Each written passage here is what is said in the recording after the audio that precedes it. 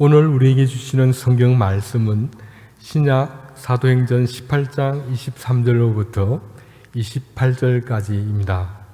이 말씀 봉독 후에 송필호 목사님께서 나오셔서 믿음을 전수하라는 제목으로 설교해 주시겠습니다. 말씀을 한 절씩 교독하시겠습니다.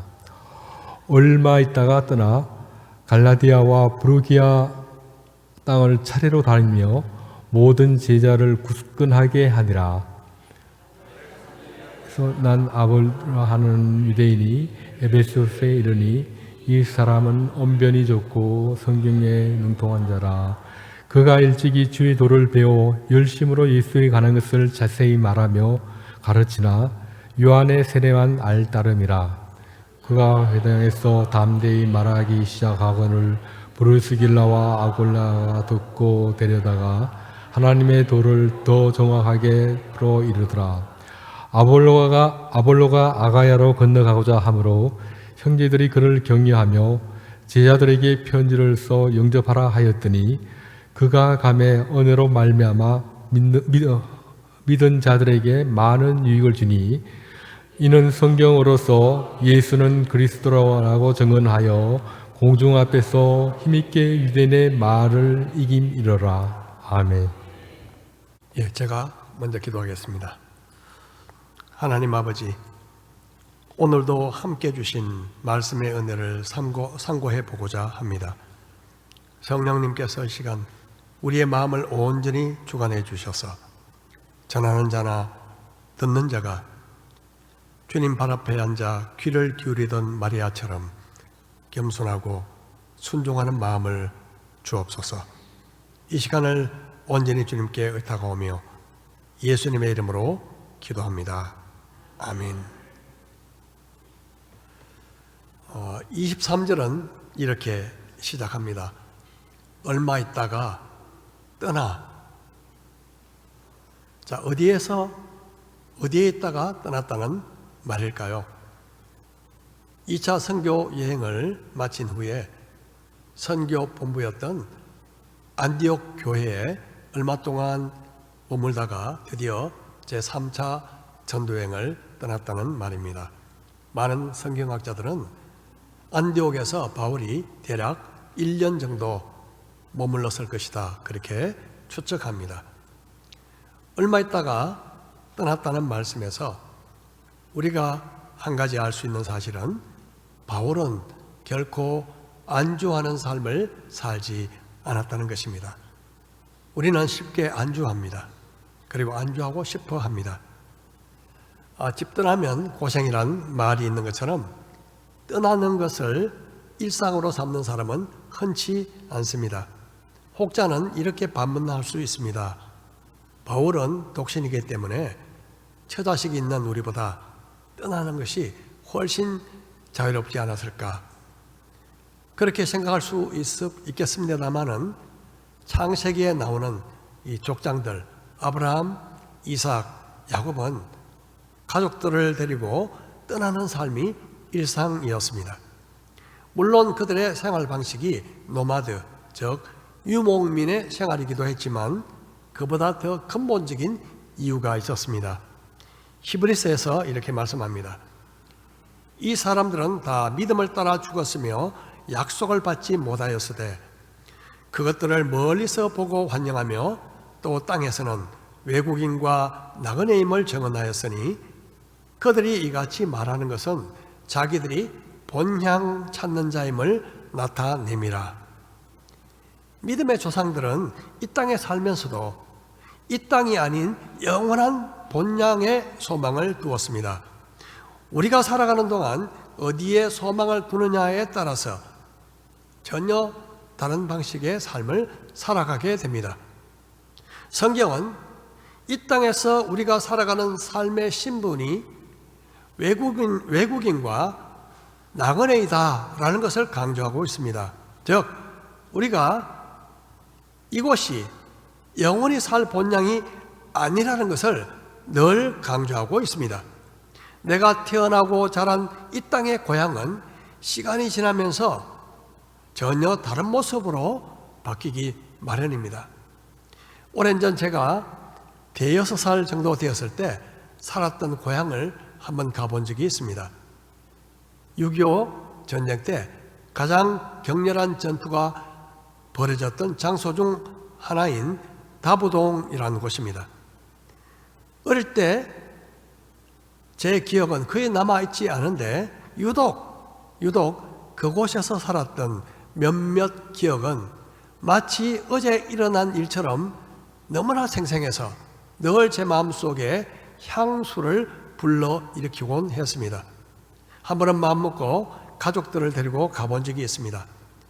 도착해보니 제 기억 속에 선명하게 남아있는 풍경은 아무 데도 보이지 않았습니다.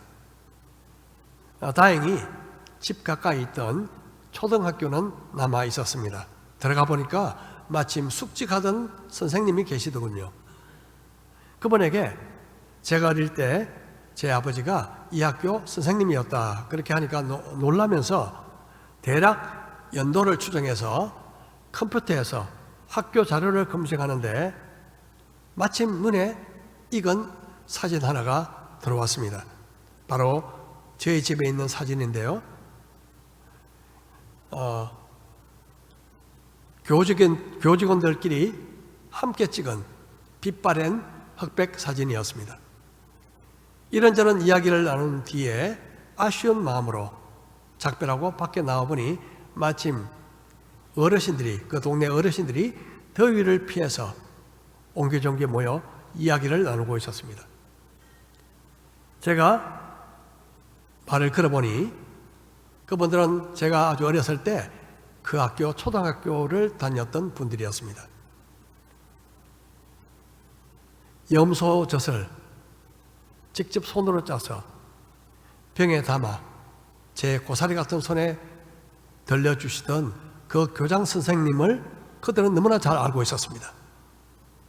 교장 선생님이 염소를 키우는 바람에 학교 학부모들이 염소가 먹는 풀을 공급하느라 고생했다는 이야기를 그날 처음 들었습니다. 제가 놀다가 떨어져 죽을 뻔했던 다리는 사라지고 이미 다른 길로 변하고 말았습니다. 떠나는 길에 제 마음속에는 허전함이 밀려왔습니다. 꿈에 그리던 그 고향이 이제 다시 볼 수 없다, 사라져 버렸다, 그런 생각에 차라리 오지 않았더라면 더 좋았을 걸. 후회스러운 마음이 들었고 그 이후에 저는 그곳에 가본 적이 없습니다. 그렇습니다. 이 땅의 고향은 언젠가 그 흔적을 상실해 버립니다. 기억에만 어렴풋이 남게 될 것이고 또 언젠가 그 기억조차 사라지게 될 것입니다. 이 세상에서 변하지 않는 것이 무엇이 있을까요? 어린 시절, 얼지나 청년, 그리고 장년을 보냈던 그곳도 점점 변하고 사라질 것이며 우리가 잠시 머무는 이 땅도 언젠가 영원히 떠날 때가 있을 것입니다. 그런데 왜 우리는 마치 이 땅에 영원히 살 것처럼 안주하고 싶어 할까요? 하늘나라에 대한 소망이 불확실하기 때문에 그렇습니다. 대신 눈에 보이는 이 땅에 대한 집착과 소망이 너무나 강하기 때문입니다. 이런 소망을 죽은 소망이다, 그렇게 말할 수 있습니다. 죽은 소망은 마치 썩은 동아줄을 잡는 것 같아서 이 생명이 다하는 순간 함께 끊어져 버리는 소망입니다. 제 가까운 친척 한 분이 얼마 전에 세상을 떠나셨습니다. 80 중반이 넘어 늘 이렇게 말씀하셨습니다. 안전이 제일 중요해. 그렇게 하시면서 그 나이에 벤츠차를 사서 손수 몰고 다니셨습니다. 그런데 2달 전에 몸이 이상해서 병원에 가보셨더니 손을 쓸 수 없을 정도로 암이 퍼져 있어 불과 2달 만에 세상을 떠나셨습니다. 인생을 살다 보면 이런 일이 다반사입니다. 우리 이런 인생을 시편 103편에서 이렇게 잘 묘사하고 있습니다. 인생은 그날이 풀과 같으며 그 영화가 들의 꽃과 같도다. 그것은 바람이 지나가면 없어지나니 그 있던 자리도 다시 알지 못하거니와. 인간이 풀보다 나은 것이 더 뭐가 있겠습니까? 예수님은 솔로몬의 모든 영광이 들꽃 하나보다 못하다고 말씀하셨습니다. 우리의 소망은 오직 변치 않는 하나님이십니다. 우리가 이 땅에서 수고하고 때로는 기꺼이 희생하며 살아가는 이유가 바로 살아계신 하나님께 소망을 두기 때문에 그렇습니다. 바울은 이렇게 고백합니다. 이를 위하여 우리가 수고하고 힘쓰는 것은 우리 소망을 살아계신 하나님께 두미니 곧 모든 사람 특히 믿는 자들의 구주시라. 살아계신 하나님께 소망을 두는 사람은 결코 이 땅에 소망을 둘 수가 없습니다.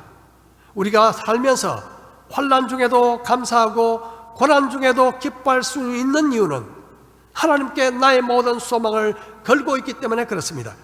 소망은 우리 삶을 이끄는 강력한 자석과 같습니다. 그런데 우리에게 또 하나의 소망이 있습니다. 그것이 무엇일까요? 바울이 이렇게 고백하고 있습니다. 데살로니가전서 2장 19절 우리의 소망이나 기쁨이나 자랑의 면류관이 무엇이냐? 그가 강림하실 때 우리 주 예수 앞에 너희가 아니냐? 너희는 우리의 영광이요 기쁨이니라. 바울은 2차 전도 여행을 다니면서 가는 곳마다 어려움과 고난을 당했지만 하나님을 힘입어 복음을 전했을 때 많은 영혼들이 주님 앞에 돌아왔습니다. 바울은 예수님을 믿게 된 그들을 향해 너희가 우리의 소망이요 우리의 기쁨이요 우리의 자랑이라고 말하고 있습니다. 가장 큰 소망은 물론 하나님께 있겠지만 그 소망과 연결된 또 하나의 소망은 바로 주님께 돌아온 영혼들이었습니다. 그들이야말로 영원히 주님 나라에서 함께 살아갈 가족이기 때문에 그렇습니다. 바울은 안디옥에 얼마간 머물다가 떠났습니다. 그곳에 안주하지 않고 떠난 이유는 바로 그 영혼들에 대한 사랑과 소망 때문이었습니다. 매맞고 옥에 갇히고 돌에 맞기도 했던 바로 그곳, 죽을 뻔한 그곳으로 다시 돌아간 이유는 그들이 바로 바울에게 소망이었기 때문입니다. 혹시나 그들이 환난과 핍박 중에서 믿음이 흔들리고 있지 않을까?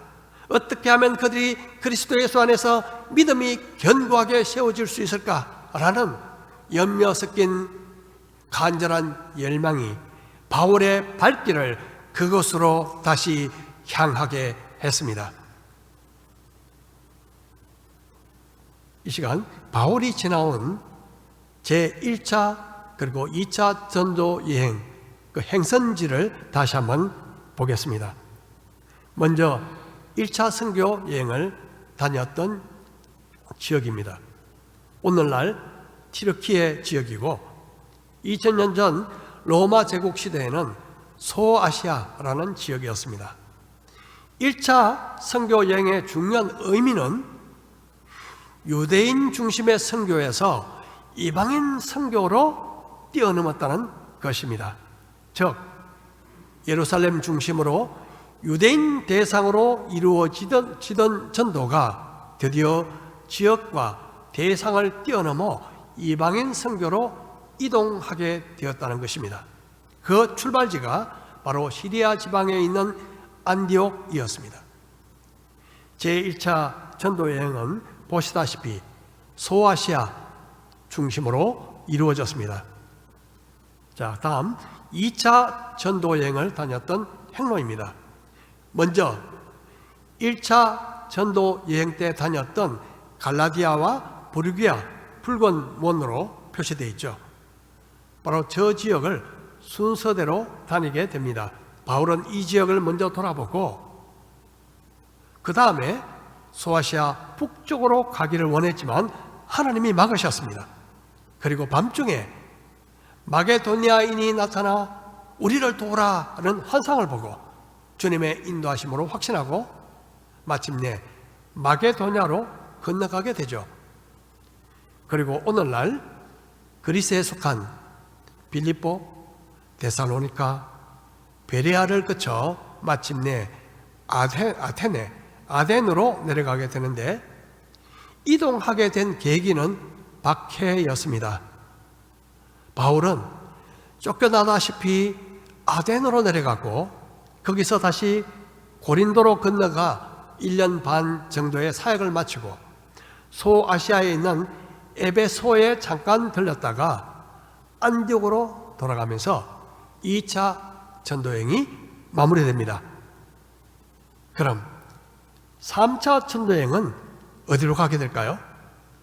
먼저 1차, 2차 전도여행 때 돌아봤던 그 소아시아와 이 그리스 지방을 다시 돌아보고 마지막에 중간에 하얀 원으로 표시된 바로 에베소에서 약 3년간 머물게 됩니다.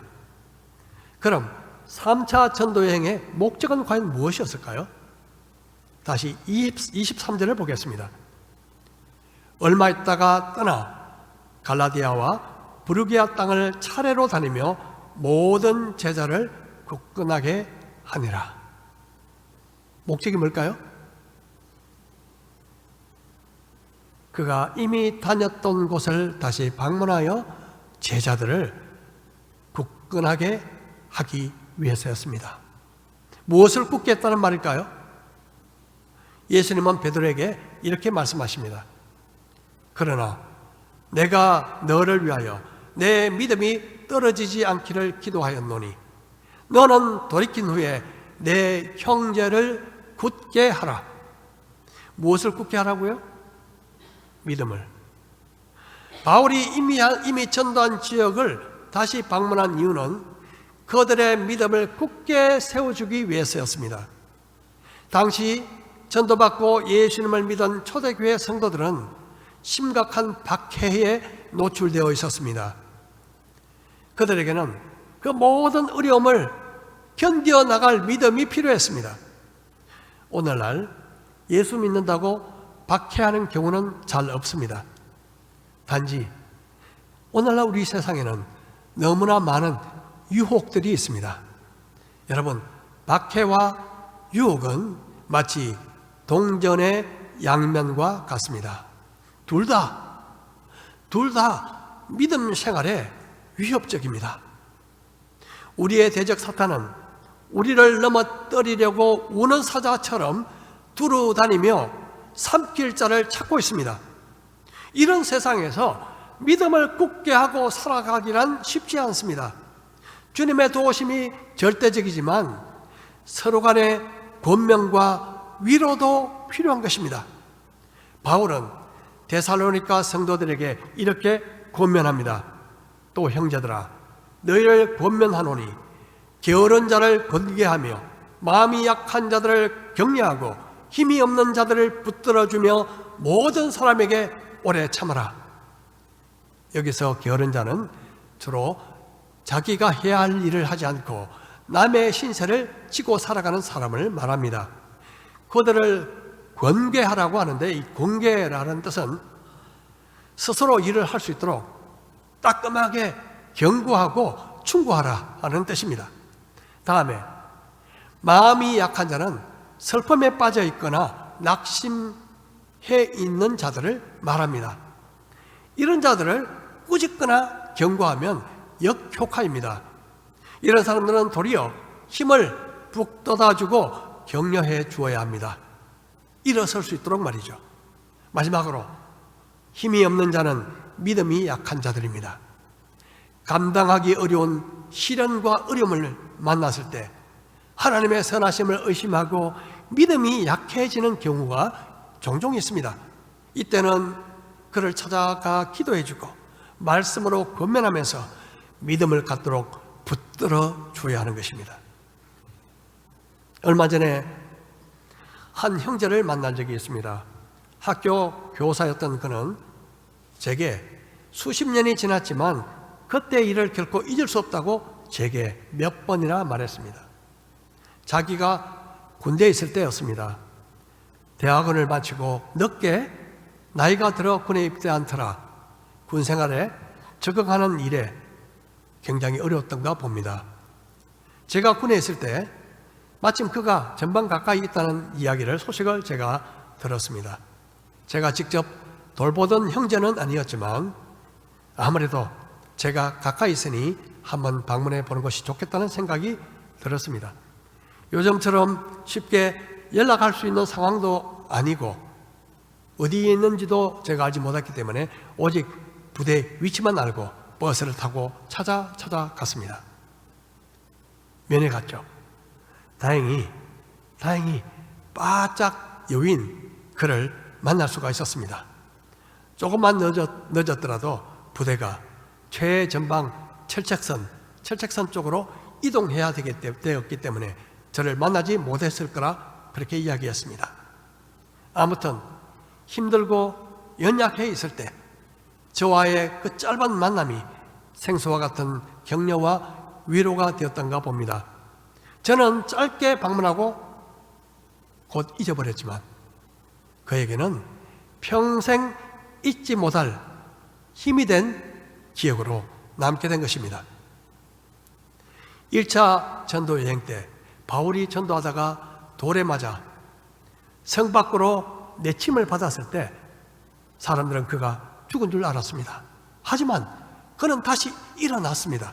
그리고 성으로 들어가서 다시 방문해서 이렇게 말합니다.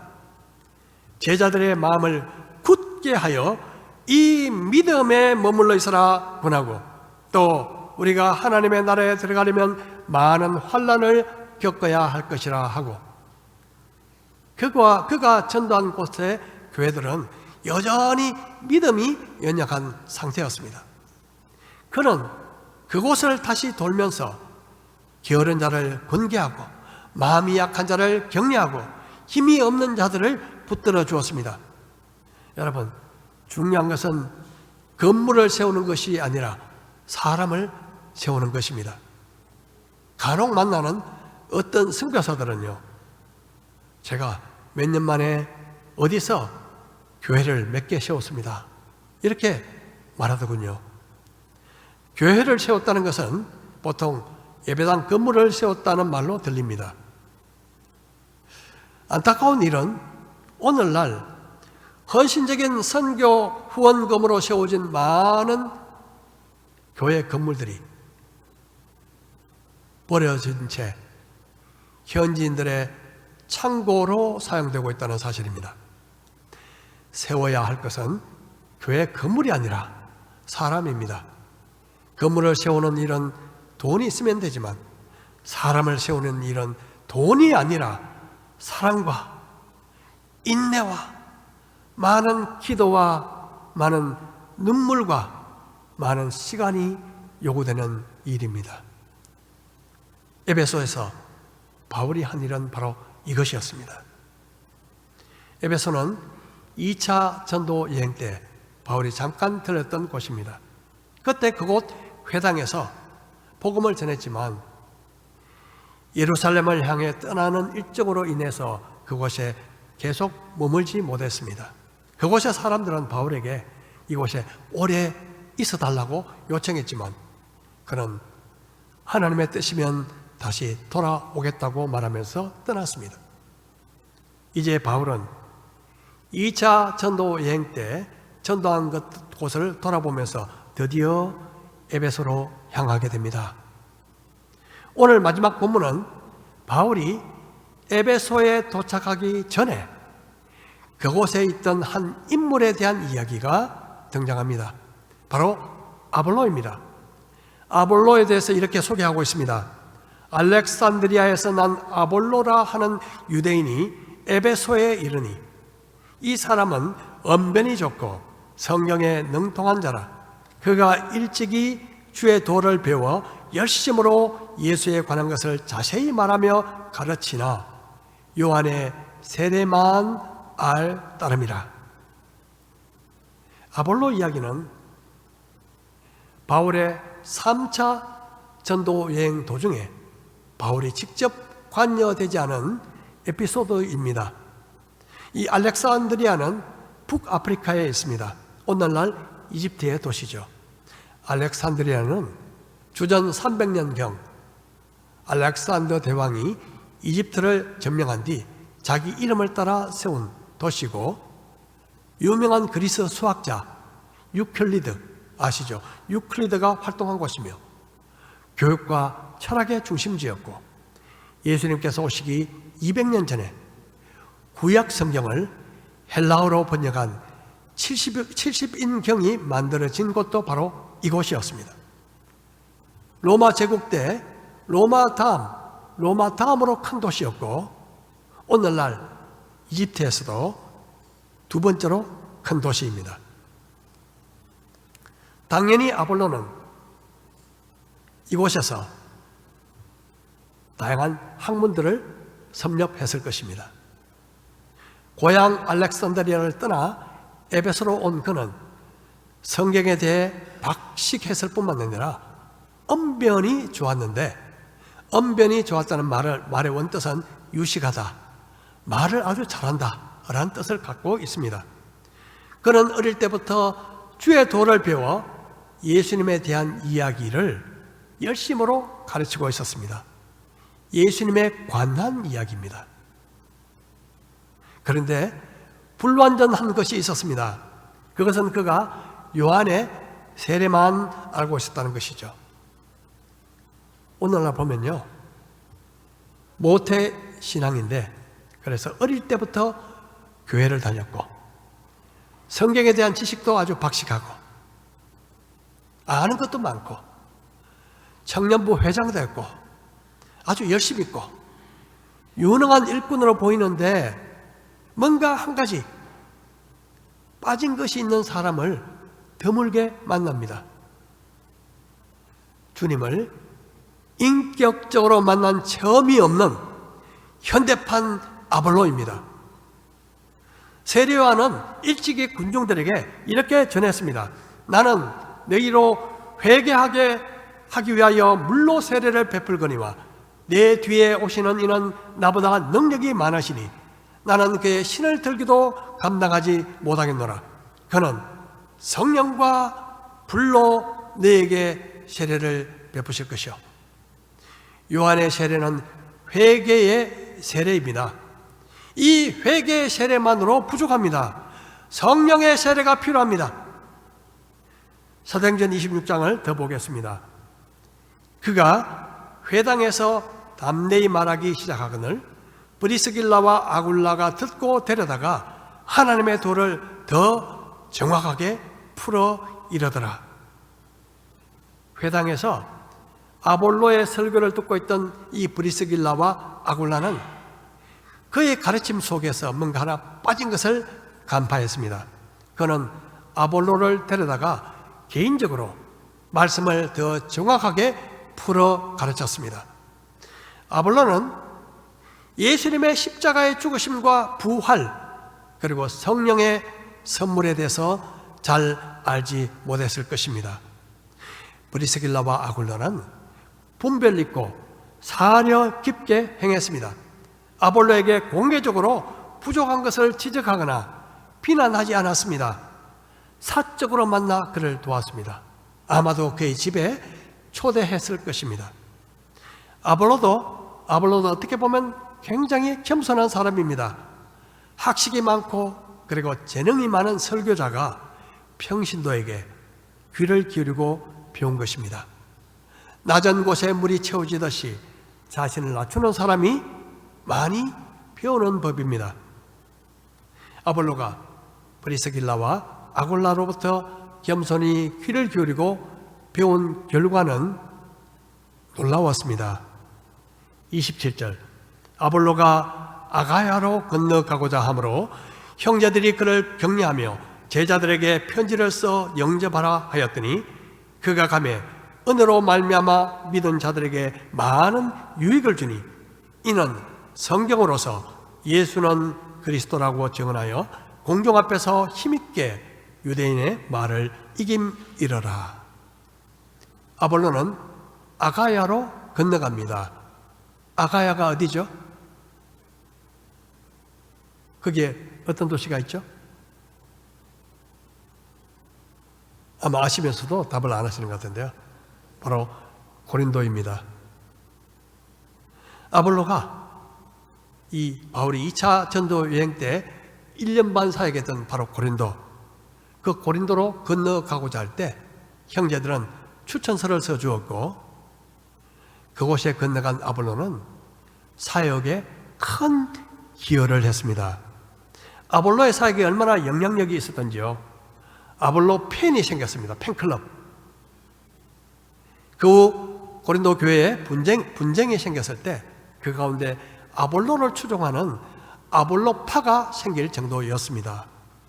고린도 교회에 바울파, 아볼로파, 베드로파, 심지어 그리스도파가 생긴 것은 아볼로가 그렇게 조장했다는 뜻이 전혀 아닙니다.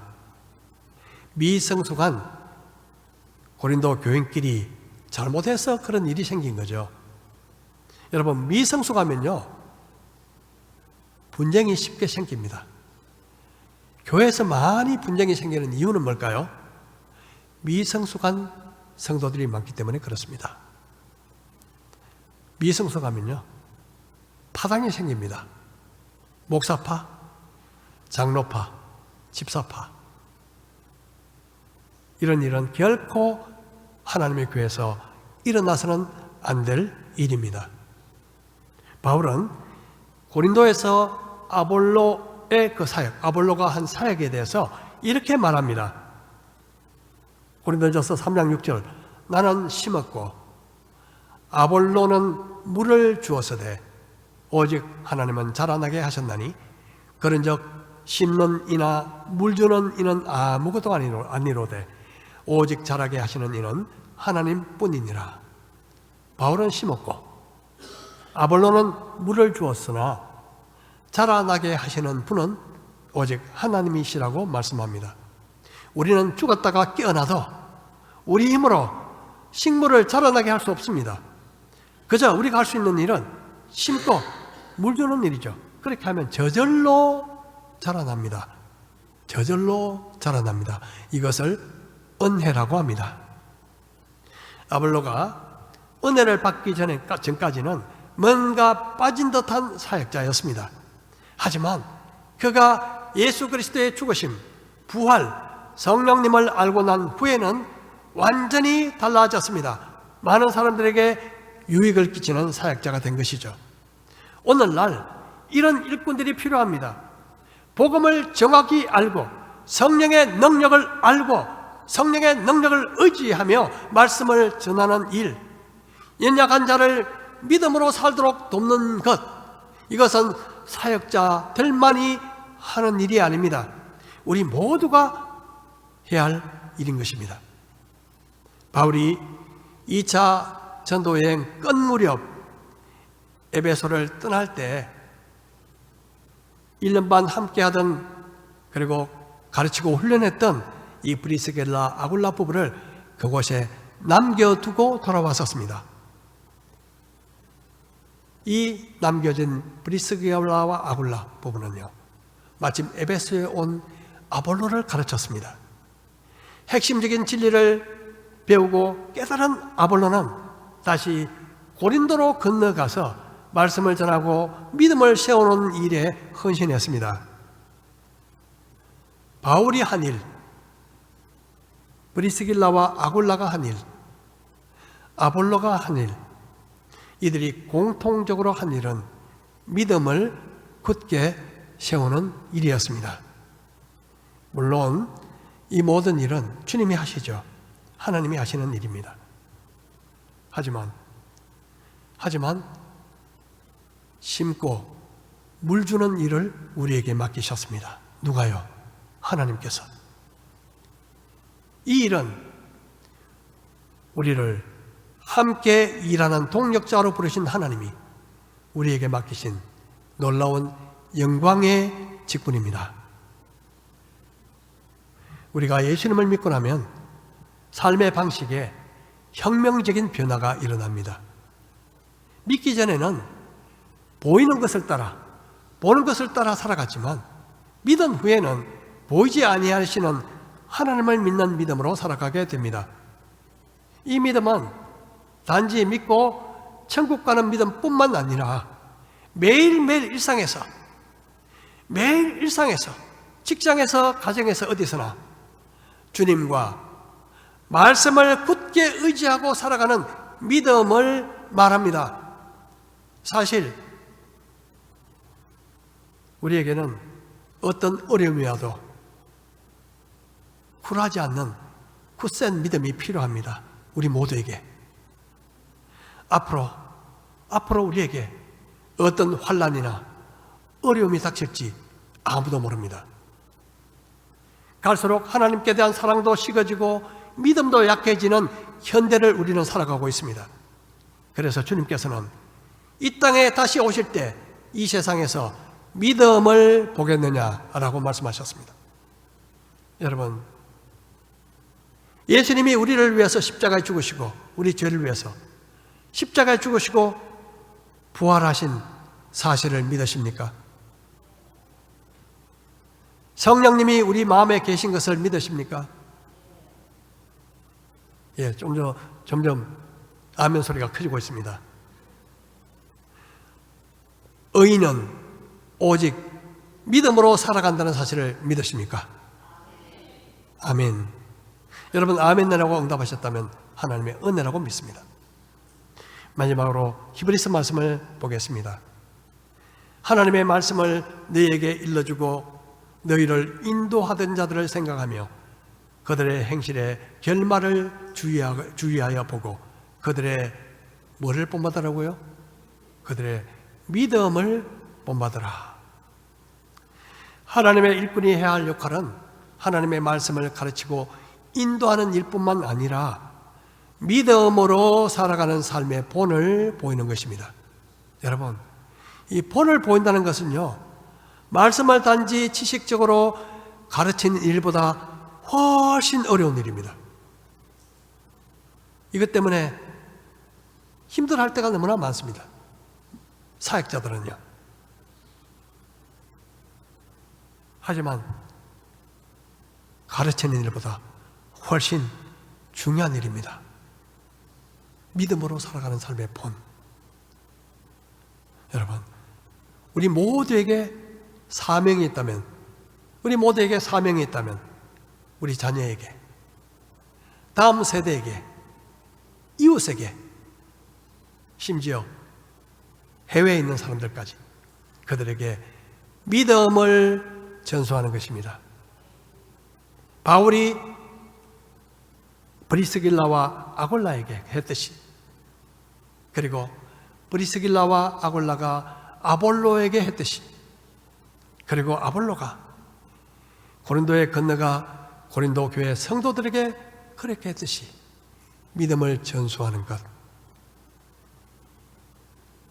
수많은 세월이 흘러 어떤 경로인지 알 수 없지만 그 믿음이 저와 여러분에게 왔습니다. 우리도 그런 삶을 살아갈 수 있기를 축복합니다. 저와 여러분의 믿음이, 그리고 믿음의 삶이 우리 자녀들에게 전수되고, 이웃에게 전수되고, 직장 동료들에게 전수되고, 저 멀리 우리가 알지 못하는 저 이들까지에게도 전수되어서 우리의 상상을 뛰어넘는 하나님의 풍성한 은혜와 놀라운 생명의 역사가 우리로부터 사는 날까지 끊임없이 흘러갈 수 있기를 주의 이름으로 축복합니다. 우리 말씀을 생각하며 잠시 기도하겠습니다.